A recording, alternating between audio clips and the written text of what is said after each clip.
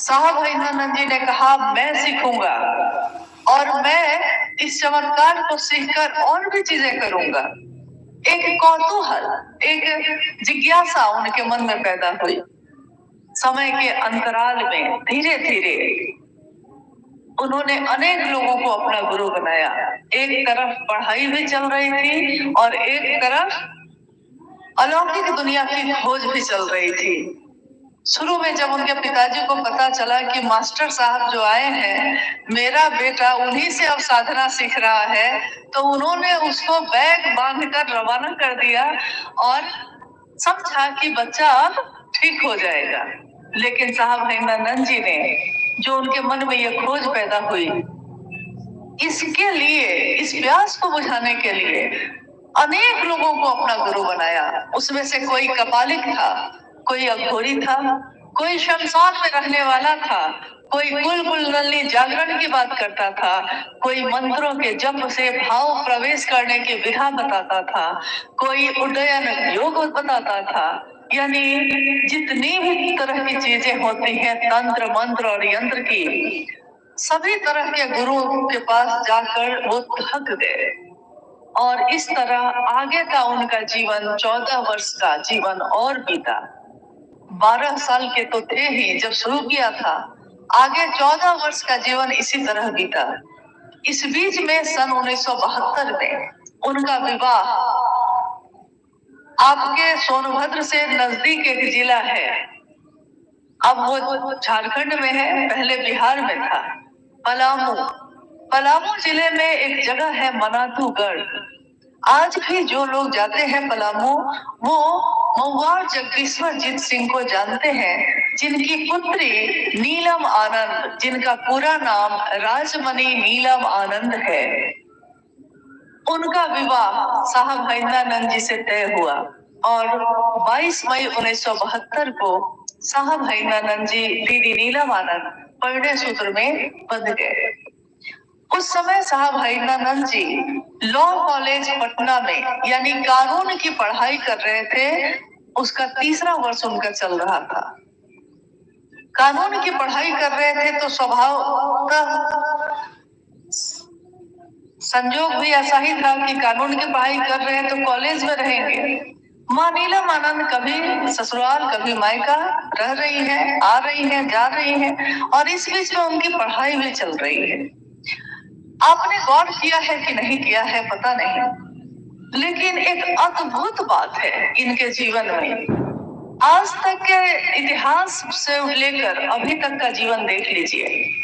अगर कोई अध्यात्म के रास्ते पे बढ़ गया है तो उसने अपने लौकिक जीवन का त्याग कर दिया है, गृहस्थ आश्रम छोड़ दिया, अपने पत्नी अपने बच्चों को छोड़ दिया, ईश्वर की खोज के लिए अकेले चल पड़ा।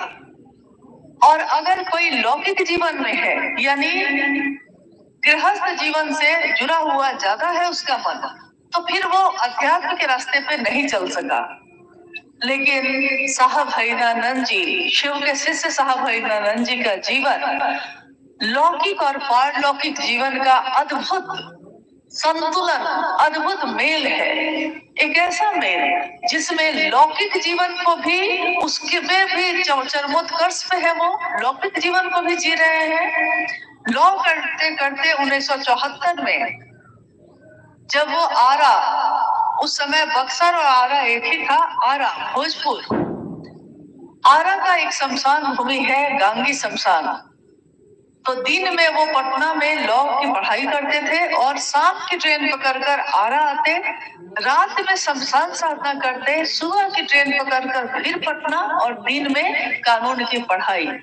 इस तरह उनका जीवन उस समय का बीत रहा था। उसी बीच चारों तरफ से निराश और हताश उनके मन में एक घटना जो उनके जीवन में घटी, उनके मन में घटी घटना ये हुई कि आधी रात का समय था, शमशान की भूमि में बैठे शमशान साधना करते हरिनानंद जी के मन में एक विचार ने प्रवेश किया। विचार, हमारे आपके मन में भी बहुत तरह के विचार आते हैं। अगर हम उस विचार पे ठहर जाते हैं तो काम कर लेते हैं, और अगर विचार आया लेकिन टूट गया तो फिर उस पे हम कोई काम नहीं कर सकते। विचार आता है कि घर बनाएंगे, अगर खड़े रह गए तो घर बन जाता है। विचार आया, किसी ने कहा कहाँ से बनाएंगे, तो विचार टूट गया। उसी तरह उस दिन उनके मन में एक विचार आया, उन्होंने अपने जीवन को देखा, सोचा मन में मैंने क्या पाया, इतने लोगों को अपना गुरु बनाया, कुछ भी नहीं पाया, जीवन की प्यास नहीं बुझी, आखिर अब क्या करूं, किसके पास जाऊं। जब सारे सहारे छूट जाते हैं तो कहते हैं तिनके का सहारा भी सहारा होता है। कोई अगर पानी में डूब रहा हो, नदी में डूब रहा हो, कोई बचाने वाला ना हो और एक तिनका भी दिखता है तो उसको लगता है कि सहारा है, और यहाँ तिनके का सहारा भी नहीं था।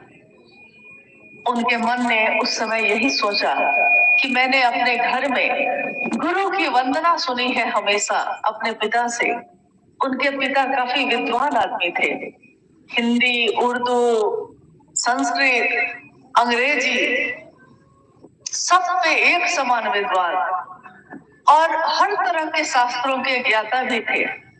तो अक्सर वो अपने घर में ये बात कहते कि गुरु